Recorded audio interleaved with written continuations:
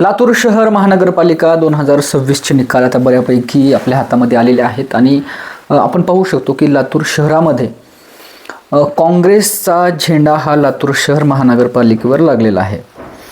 मागच्या 1-1.5 महिन्यामध्ये लातूर शहराचं राजकीय वातावरण अगदी मोठ्या प्रमाणामध्ये तापलं होतं। अनेक उमेदवारांचे पक्षांतर झाले।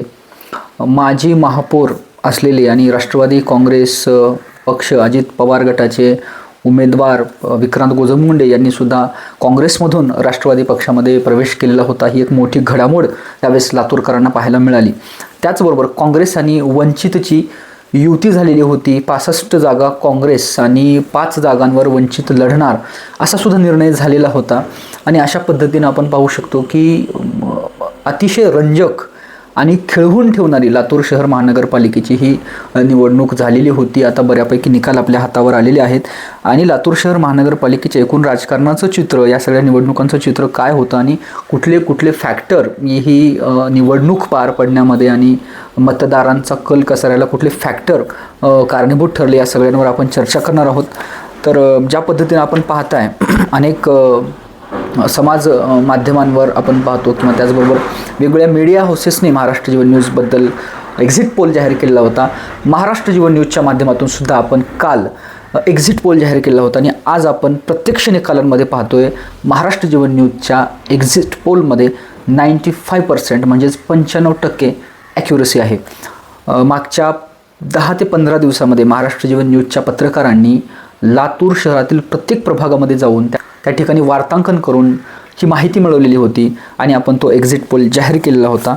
तर आपण पाहू शकतो की लातूरमध्ये काँग्रेसची सत्ता आणि वंचितचे खातं उघडलेलं आहे। लातूरमध्ये काँग्रेसची एखादी सत्ता आलेली आहे आणि आपण सगळ्या प्रभागांचं चित्र आता जवळपास स्पष्ट झालेलं आहे, ते तुम्हाला पाहायला मिळेल। मात्र आपण काही महत्त्वाच्या चेहऱ्यांची या ठिकाणी चर्चा करूया।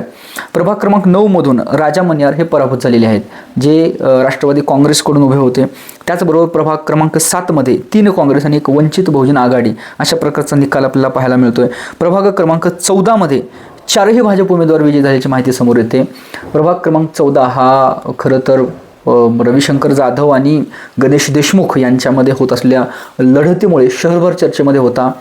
रविशंकर जाधव यांनी काँग्रेस पक्षाच्या माध्यमातून मागच्या अनेक टर्म नगरसेवकपद भूषवलेलं होतं आणि यावेळी SR देशमुख, काँग्रेसचे ज्येष्ठ नेते SR देशमुख यांचे चिरंजीव गणेश देशमुख हे रविशंकर जाधव यांच्या विरोधामध्ये रिंगणात होते आणि आपण पाहू शकतो की प्रभाग क्रमांक 14 मध्ये गणेश देशमुख यांचा पराभव झालेला आहे।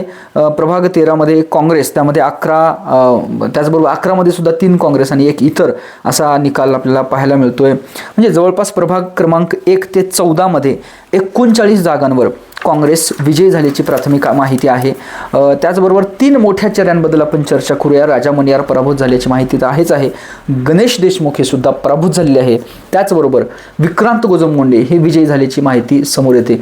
प्रभाग क्रमांक 5 हा खरं तर माजी महापौरांचा प्रभाग होता आणि त्यामध्ये सुद्धा अतिशय अतितटीची निवडणूक आपण पाहिलेली आहे।